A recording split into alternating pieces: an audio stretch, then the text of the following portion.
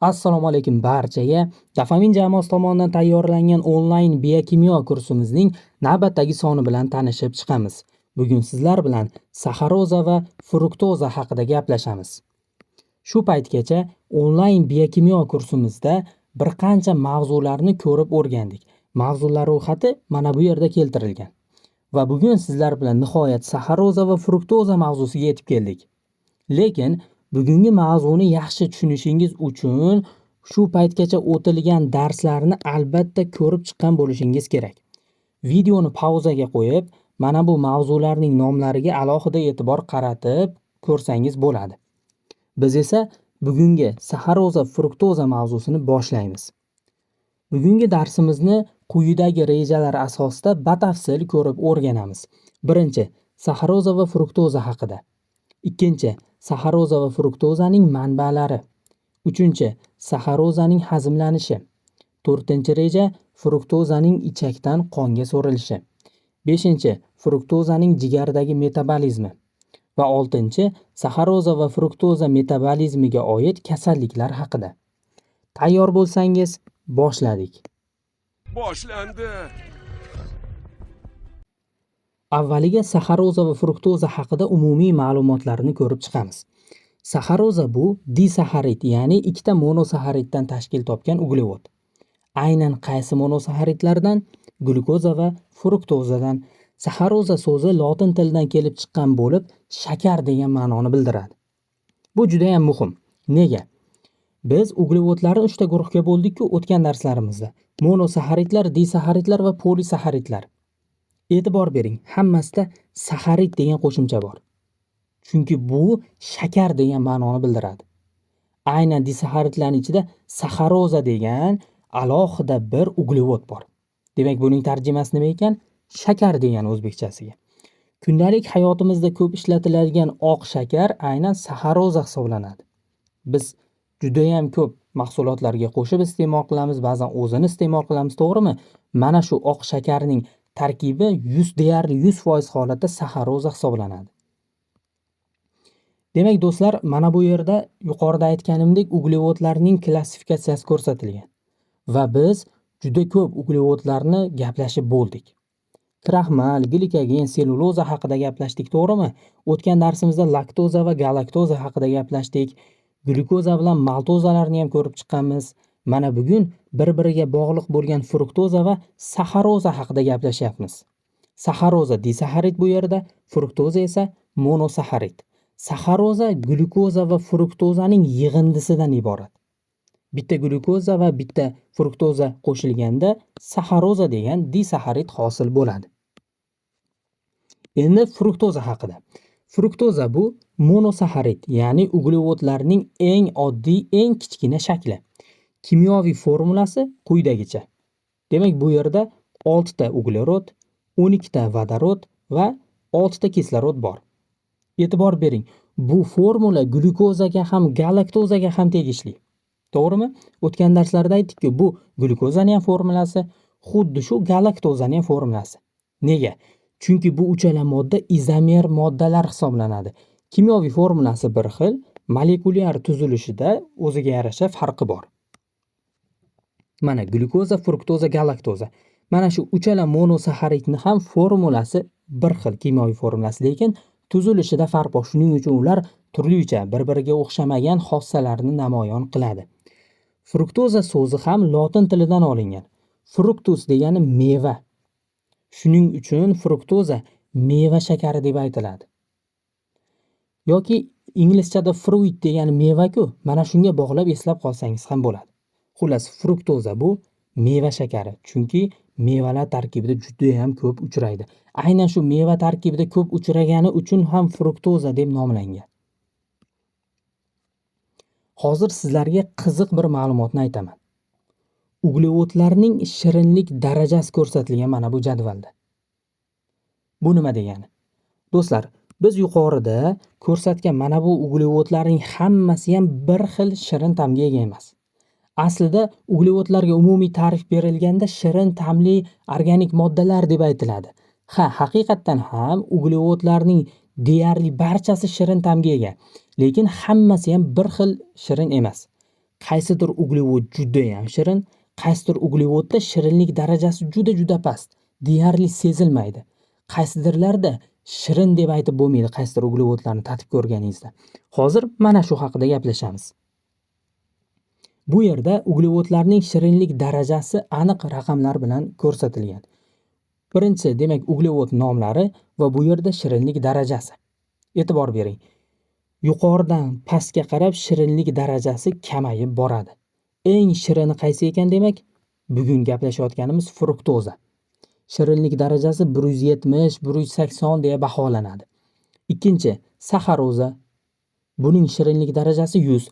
Glyukozada bu ko'rsatkich 70-80, maltozada 30-50 va galaktozada 30-35, laktozada esa 15-20 ga teng. Xo'p, bu raqamlar qayerdan paydo bo'ldi? Saxaroza, ya'ni biz iste'mol qiladigan shakar oziq-ovqat kimyosida shirinlik darajasini solishtirish uchun standart modda sifatida tan olingan. Ya'ni biz kundalik iste'mol qiladigan shakar bor-ku, shuni ta'mini hamma biladi. Shu saxaroza 100 birlik deya qabul qilingan. Shuni shirinlik darajasi 100 birlik. Deylik, undan shirinroq bo'lgan modda endi 100 birlikdan baland bo'ladi. Deylik, undan anchayin shirin deya bir taxmin qilib ko'ryapsiz, demak u deylik 150 shirinlik darajasiga ega. Qanaqadir moddani iste'mol qilib aytyapsiz. Boshqa shakarlarning shirinligi esa mana shu saxarozaga nisbatan olinadi. Ya'ni bu yerda aniq raqamlar bilan keltirilmaydi. Xuddi shu saxarozaga nisbatan raqamlar taxminan olinadi. Oddiy shakarni iste'mol qilish orqali uning ta'mini his qilgan odam boshqa shakarlar bilan nisbiy shirinlik farqini taqqoslashi mumkin. Deylik, sizga qanaqadir birorta bir shirinlik berildi va siz bu shirinlikni totib ko'rdingiz va oddiy o'zimizni shakarni tortib ko'rdingiz, iste'mol qilinadigan shakarni. Siz o'ylayapsizki, ha, bu shirinlikni ta'mi ham xuddi mana shu shakarning ta'mi bilan deyarli bir xil ekan shirinlik darajasi deb taxmin qilyapsiz. Demak, unga 100 birlik deya qo'ysangiz bo'ladi. Xo'p, endi e'tibor bering. Mana bu yerda shirinlik darajasi ko'rsatilmagan uglevodlar ham bor. Misol uchun, jadvalda kraxmal, glikogen yoki selluloza yo'q. Bularni chunki shirin deyishni o'zi g'alati. Sellulozani biz bilamiz, ko'katlarda bo'ladi. Ko'katni biz o'zini iste'mol qilganimizda shirin ta'mni sezamizmi? Yo'q. Demak, mana bu polisaxaridlar o'zi shirin ta'mi deyarli yo'q bo'ladi. Yoki kraxmalni o'zini ham.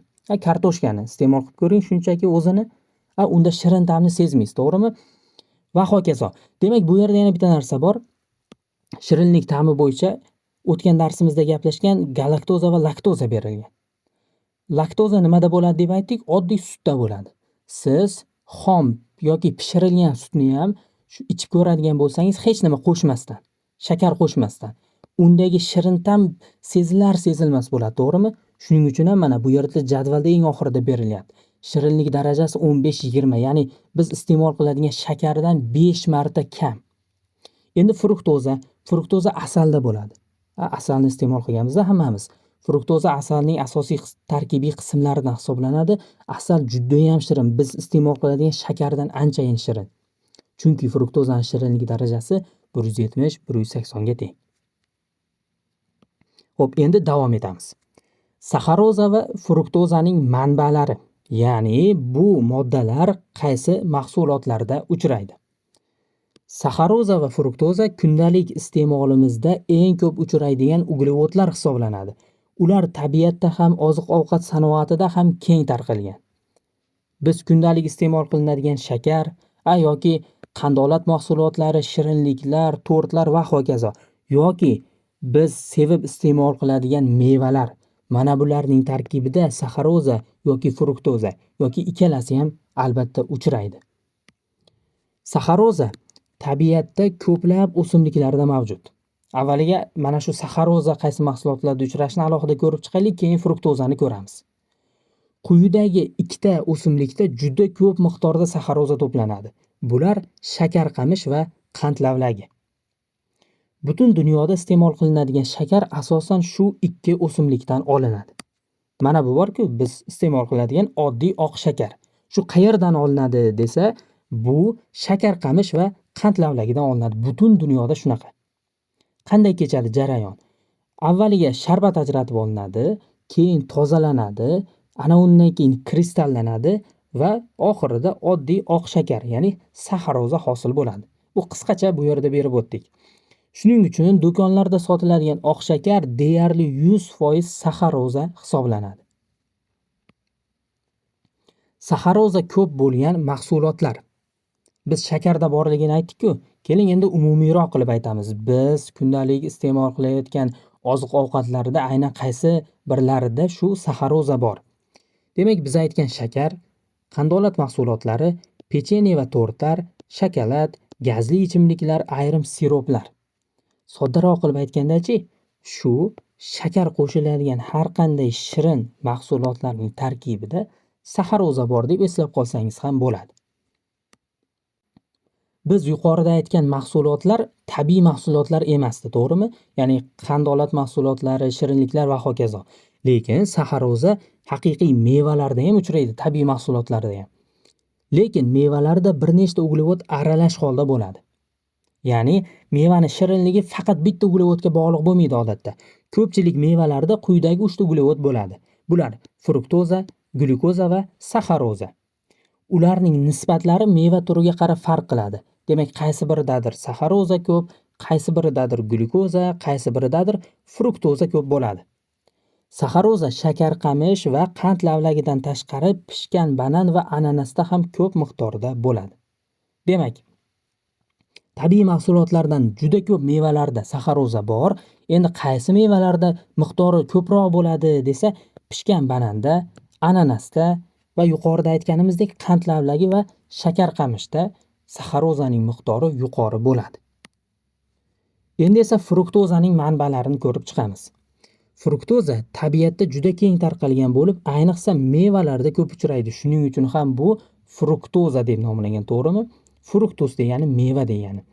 Demak, qaysi mevalarda? Masalan, olma, nok, uzum, tarvuz, banan, sitrus mevalar va yana boshqa ko'plab biz iste'mol qiladigan mevalar tarkibida fruktoza bo'ladi. Asalda ham fruktoza ko'p. Asal tarkibi taxminan quyidagicha: fruktoza 40%, glyukoza 30-35%. Demak, asaldagi eng ko'p uglevod fruktoza ekan. Uni o'tkir shirin ta'mi ham fruktoza, glyukoza va yana bir qancha vitamin, minerallar aralashmasi bilan bog'liq. Shuning uchun asal juda ham shirin bo'ladi va tez energiya beradi. Bugungi oziq-ovqat sanoatida fruktoza ko'pincha fruktoza siropi shaklida ishlatiladi. Bu sirop gazli ichimliklar, qandolat mahsulotlari, muzqaymoq kabilarga qo'shiladi. Fruktoza juda shirin bo'lgani sababli kam miqdorda ham yuqori darajada shirin ta'm beradi. Do'stlar, biz yuqorida aytdik-ku, fruktozaning shirinlik darajasi 170-180 ga teng. Solishtirish uchun saxaroza 100 ga teng. Endi o'ylab ko'ring. Agar siz qaysidir mahsulotni shirin qilmoqchi bo'lsangiz, tayyorlanayotgan mahsulotni shirinlik darajasi 100 bo'lgan saxaroza qo'shasizmi yoki fruktoza qo'shasizmi? Buni shirinlik darajasi necha? 180. Albatta, fruktoza qo'shgan effektivroq bo'ladi. Misol uchun muzqaymoqlarga shu fruktoza siropi qo'shiladi va ayniqsa gazli ichimliklar. Coca-Cola, Pepsi'ga o'xshagan xalqaro brendlarda fruktoza siropi ishlatiladi.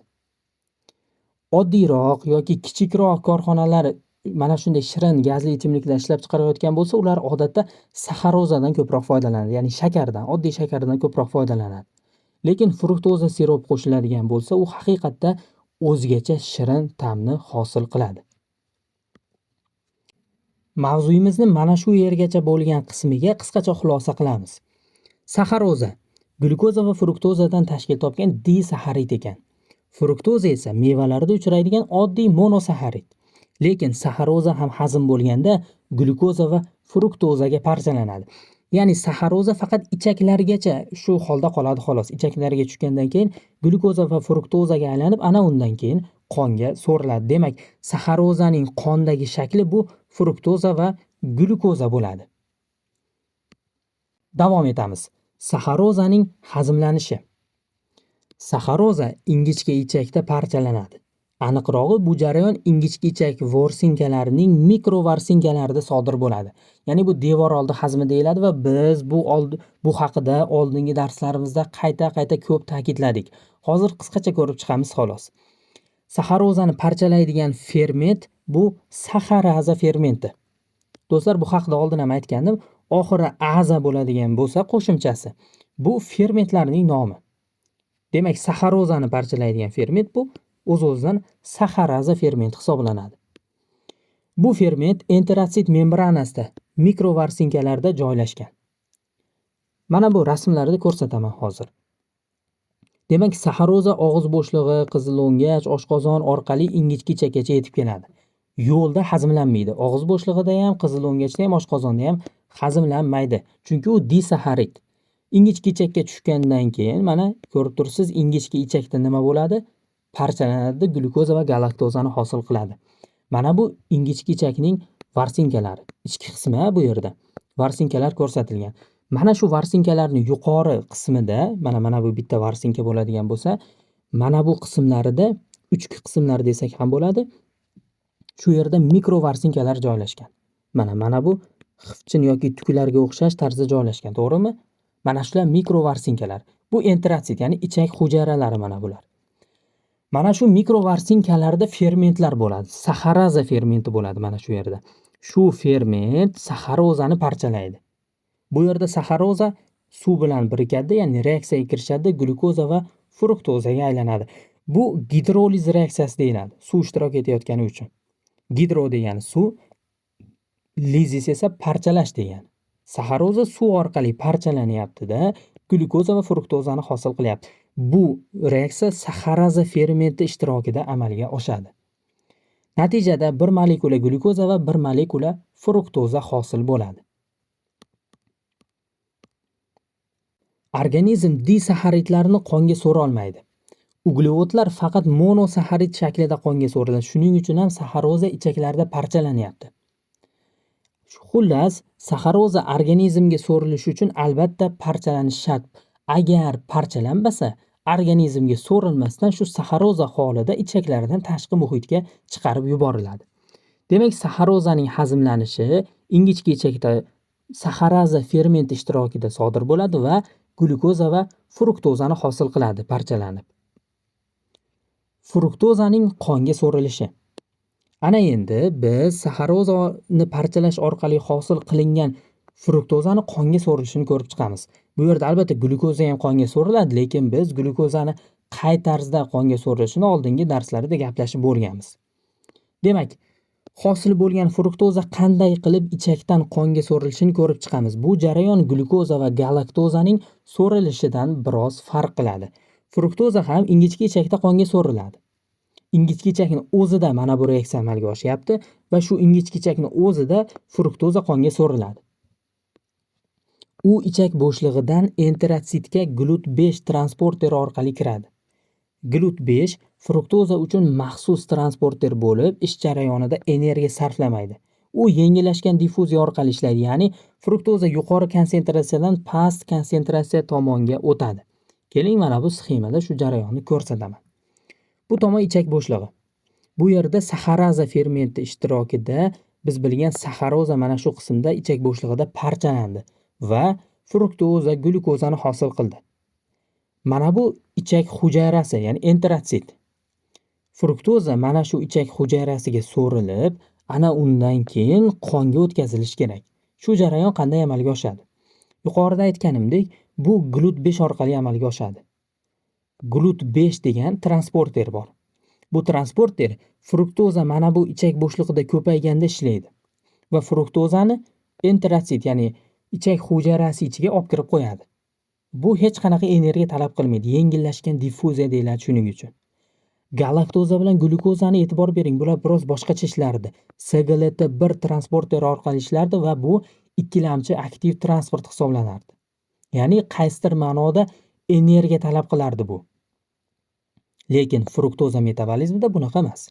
Ya'ni fruktoza so'rilishda bunday emas.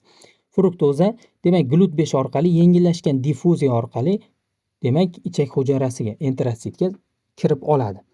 Ana undan keyin fruktoza boshqa monosaxaridlar kabi, ya'ni glyukoza va galaktoza kabi GLUT2 orqali ichak hujayrasidan qonga o'tkaziladi. Ya'ni bu ham hech qanday energiya talab qilmaydi, faqat konsentratsiya gradienti bo'ylab harakatlanadi. Enterosit ichiga kirgan fruktoza GLUT2 transporteri orqali hujayradan chiqib qonga so'riladi va portal vena orqali jigarga boradi. Fruktoza qonda uzoq vaqt aylanib yurmaydi. Jigar tomonidan ushlab qolinadi va shu yerda metabolizmga uchraydi. Mana bu sxemani oldingi darslarda ham ko'rsatib o'tgan edim. Ya'ni ichakdan qonga so'riladigan uglevodlar mana shu uchalasi xolos. Fruktoza, glyukoza va galaktoza. Disaxaridlar, polisaxaridlar to'g'ridan to'g'ri qonga so'rilmaydi. Demak, ichakdan qonga so'rildi-da, bu uchalasi ham qayerga boradi? Jigarga boradi. Jigarda uchalasi ham turli xil o'zgarishlarga uchraydi. Hozir endi biz fruktoza jigarda qanday o'zgarishlarga uchrashini ko'rib chiqamiz. Fruktoza metabolizmi. Fruktoza ichakdan qonga so'rilgach, portal vena orqali jigarga boradi va shu yerda metabolizmga uchraydi. Buni yuqorida ham aytdik. Fruktoza ham bir nechta reaksiyalardan so'ng glikolizga qo'shiladi. Ya'ni energiya hosil qilish jarayoniga kiradi. Lekin u glikolizga glyukoza yoki galaktozaga o'xshab boshidan emas, balki o'rtasidan qo'shiladi. Farqi mana shunda. Demak do'stlar, fruktoza ham jigarda bir qancha o'zgarishlarga uchraydi-da, xuddi glyukozaga o'xshab glikolizga kirib ketadi. Ya'ni glikoliz bo'ladi. Nima degani bu? Parchalanadi va energiya hosil qiladi. Lekin bu glyukoza yoki galaktozaga o'xshab turib, glikolizni boshidagi reaksiyalarga qo'shilmaydi. O'rtasidan qo'shiladi. Hozir mana shuni ko'rib chiqamiz. Fruktoza jigarda 3 ta reaksiya orqali metabolizmga uchraydi. Shu uchala reaksiyani hozir gaplashamiz. Birinchisi, fruktozaning fosforiylanishi. Menimcha bu sizga juda ham tanish. Glyukoza ham birinchi hujayraga kirgandan keyin fosforillangan edi. Galaktoza ham hujayraga kirib birinchi bo'ladigan reaksiyasi fosforiylanish edi. Fruktozani ham birinchi reaksiyasi fosforillanish. Qayerda kechyapti jarayon? Gepatatsit sitoplazmasida. Ya'ni jigar hujayrasida kechyapti. Mana shu fruktozadagi 3 ta reaksiyani barchasi shu jigar hujayrasida kechadi. Faqat esinglardan chiqib qolmasligi uchun qayta takrorlab ko'rsatib aytyapman buni. Fruktokinaza ferment ishtirokida amalga oshadi bu jarayon. Bu juda ham oddiy kinazalar bor-ku. Misol uchun galaktokinaza, galaktoza metabolizmida, glyukozada glukokinaza edi. Demak, fruktozada fruktokinaza fermenti. Reaksiya qanday kechadi? Fruktoza ATF bilan birikadi va fruktoza bir fosfat hosil bo'ladi. Albatta, bu yerda ATFdagi bitta fosfat bu yoqqa o'tgani uchun ADF ham hosil bo'ladi. Glyukozada ham, galaktozada ham xuddi shunday edi. Bu jarayonda fruktoza fosforillanadi va hujayra ichida ushlab qolinadi. Endi u hujayradan chiqib ketmaydi. Endi u boshqa moddaga aylanib qoldi, ya'ni fruktoza bir fosfatga aylandi. Bu bosqich glyukozada ham, galaktozada ham xuddi shunday kechadi. Ikkinchi reaksiya. Fruktoza bir fosfatning parchalanishi. Qayerda kechadi? Albatta gepatatsit sitoplazmasida. Qaysi ferment ishtirokida? Aldolaza B ferment ishtirokida. Bu endi B harfi nimaga berilyapti? Chunki aldolazani A shakli ham bor, B, S, mana shunday boshqa to'qimalarda ham uchraydi, mushaklarda va hokazo. Shu sababli aldolazani ham mana shunday harflar bilan ajratib qo'yilgan. Demak, jigardagi aldolaza bu aldolaza B fermenti. Reaksiya qanday kechadi? Fruktoza bir fosfat parchalanadida dihidroksiatseton fosfat va glitseraldegidni hosil qiladi. Qaysi ferment ishtirokida? Qaytaraman, aldolaza B ferment ishtirokida. Natijada ikkita 3 uglerodli molekula hosil bo'ladi. Bu molekulalar triozalar deb aytiladi. Tri degani 3, oza degani bu yerda mana shu uglevodlarga xos qo'shimcha. Xo'p, tushunarli. Demak, fruktoza bir fosfat ikkinchi reaksiyada parchalandida ikkita moddani hosil qildi. Ularda 3 tadan uglerod bor. Mana bu sxemada fruktoza va saxarozani metabolizmi ko'rsatilgan. Keling, mana shu ikkita reaksiyani ko'rsataman. Mana bu saxaroza degani. Bu yerda albatta inglizcha berilgan saxaroza. Saxaroza saxaraza fermenti ta'sirida inglizchada sucrase deb yozilgan, ba'zi adabiyotlar sukraza deb ham aytadi shuning uchun, inglizchadan olingani uchun. Xullas, saxaroza ingichka ichakda saxaraza fermenti ta'sirida parchalanib, glyukoza va fruktozani hosil qiladi. Fruktoza faqat saxarozadan olinmaydi, to'g'rimi? Biz iste'mol qiladigan nimalar? Mevalar yoki bu yerda asal berilyapti. Asal tarkibida sof holatda fruktoza ham bor. Ya'ni fruktoza mana shu mahsulotlar orqali ham ichakka tushishi mumkin. Xo'p, tushunarli. Ichakda endi fruktoza bor. Nima bo'ladi? Ichakdan qonga so'riladi. Qonga qanday so'rilishini yuqorida ko'rdik. Qonga so'rilgandan keyin jigarga boradida fruktoza metabolizmi boshlanadi mana shu yerda. Fruktokinaza fermenti ta'sirida fruktoza 1 fosfatni hosil qiladi. Bu birinchi reaksiya.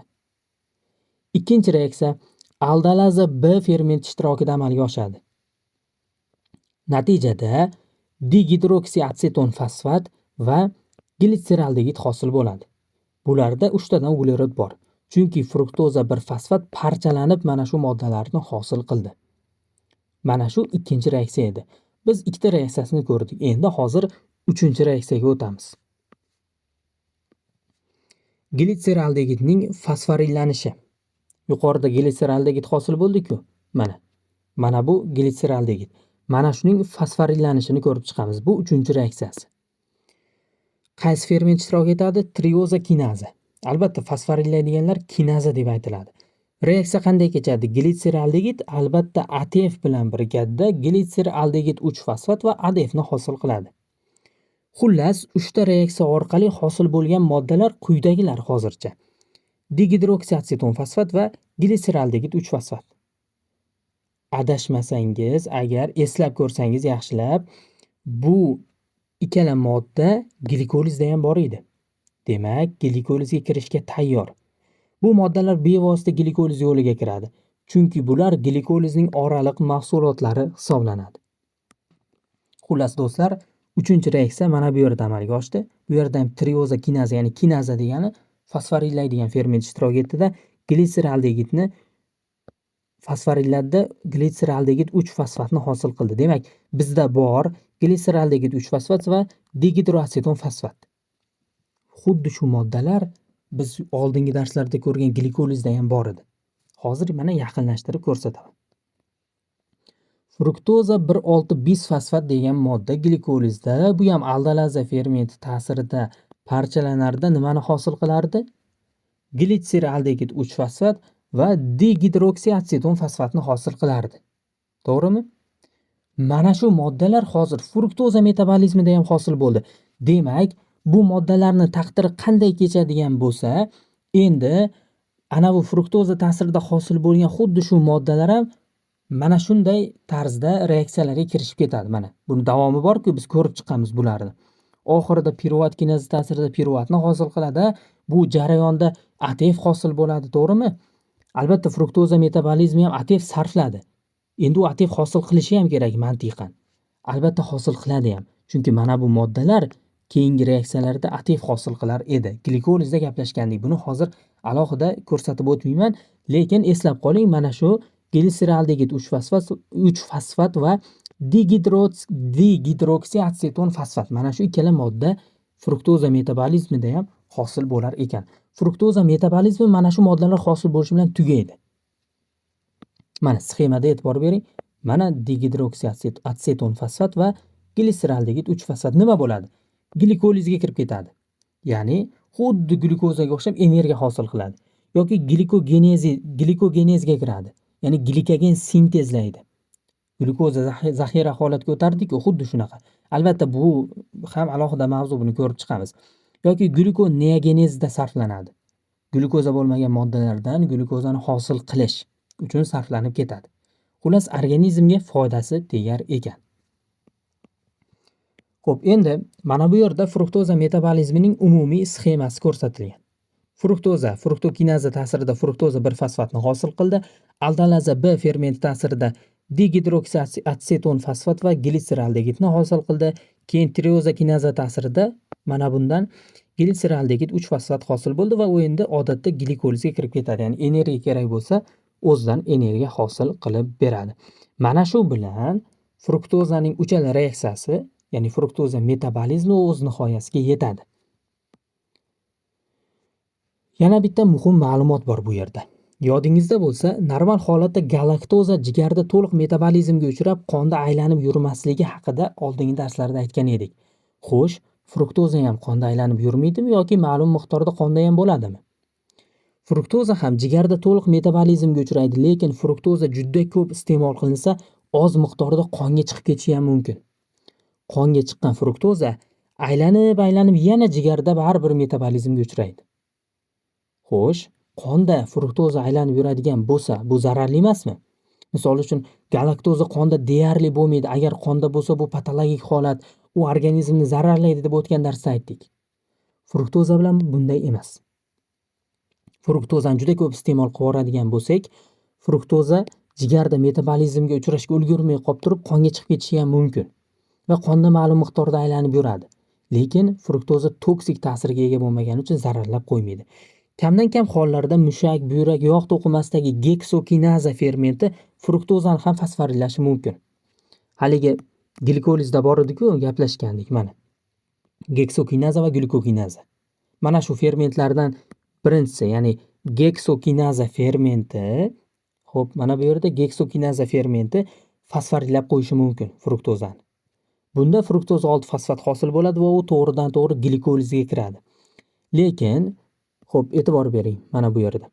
Geksokinaza demak fruktozani fosforillab turib, fruktoza 6 fosfat hosil qilishi mumkin va bu glikolizga kirib ketadi.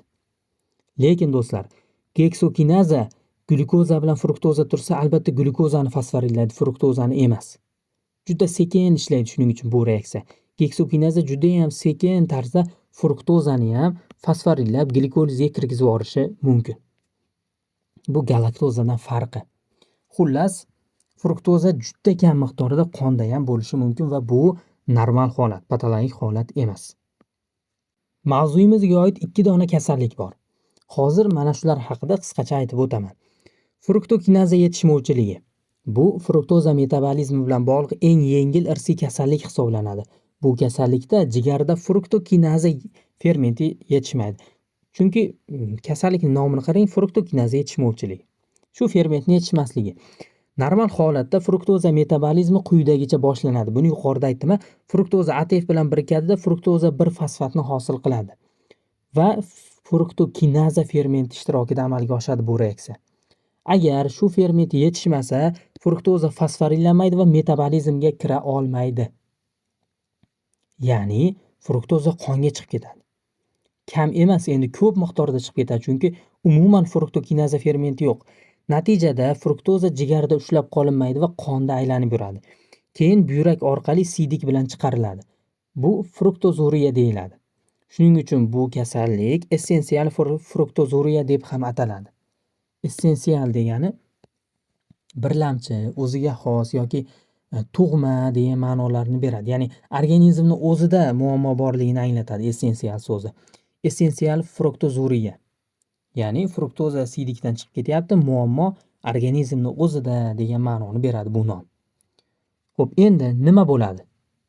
Qonda fruktoza ko'payib ketyapti. Bu kasallik aslida juda kam uchraydi. 130 mingta chaqaloqdan bittasida uchraydi. Klinik belgilari ko'pincha kasallikda hech qanday simptom namoyon bo'lmaydi. Odatda bu tasodifan aniqlanadi. Siydik analizda fruktoza topilib qoladigan bo'lsa. Xo'p, yengil kechadi deyapmiz. Nega? Sababi fruktoza organizm uchun toksik, ya'ni zaharli ta'sirga ega emas. U shunchaki metabolizmga kirolmaydi, keyin siydik bilan chiqariladi. Bundan tashqari ba'zi to'qimalarda geksokinaza orqali fruktoza 6 fosfatga aylanishi ham mumkin. Yuqorida aytdim buni. Xo'p, galaktoza ham siydik bilan chiqariladimi? O'tgan darsda galaktozani ko'rdik-ku. Do'stlar, galaktoza ham siydik bilan chiqariladi. Lekin galaktoza qonda qancha ko'p aylanib yursa, shuncha ko'p organizmni zararlab qo'yadi. Galaktitol degan zaharli moddalarni hosil qilardi. Fruktoza bunday emas. Qonda aylanib yuradi, hech kimga zarar keltirmasdan siydik bilan chiqib ketib qoladi yoki geksokinaza ta'sirida sekin o'zlashtiriladi. Bu kasallikda ko'pincha maxsus davo choralari talab qilinmaydi, faqat fruktoza va saxaroza iste'molini cheklash tavsiya qilinishi mumkin. Xo'p, mana bu ferment yetishmovchiligi haqida aytdim hozir. Fruktokinaza. Jigarda fruktoza eng birinchi shu reaksiyaga, ya'ni shu ferment ishtirokida reaksiyaga uchrardi. Shu ferment yetishmasa nima bo'lar ekan? Fruktoza qonda aylanib yuraveradi, lekin jiddiy zarar keltirmaydi. Keyingi kasallik aldolaza B yetishmovchiligi. Endi bu haqiqatda jiddiy kasallik. Bu fruktoza metabolizmi bilan bog'liq eng muhim va og'ir irsiy kasallik hisoblanadi. Bu kasallikda jigarda aldolaza B fermenti yetishmaydi. Natijada fruktoza 1 fosfat parchalanmaydi va jigarda to'planib qoladi. Do'stlar, mana bu ferment haqida gap ketyapti. Aldolaza B. Fruktoza jigarga kiradi. Fruktokinaza ta'sirida fruktoza 1 fosfatni hosil qiladi, lekin qarasa aldolaza B fermenti yo'q. Endi fruktoza 1 fosfat holida qolib ketadi. Fruktoza-ku zararli emas edi, lekin fruktoza 1 fosfat zararli modda. Nega bu modda xavfli? Bu modda hujayralardagi fosfatlarni band qilib qo'yadi. Natijada ATF sintezi kamayadi, hujayrada energiya tanqisligi paydo bo'ladi. Demak do'stlar, fruktokinaza ta'sirida fruktoza o'ziga fosfatlarni biriktirib olyapti-da, hujayrada fosfatlar kamayib ketyapti. Lekin fruktoza 1 fosfat holida qolib ketyapti. Agar bu reaksiya davom etsa keyin nima bo'lardi?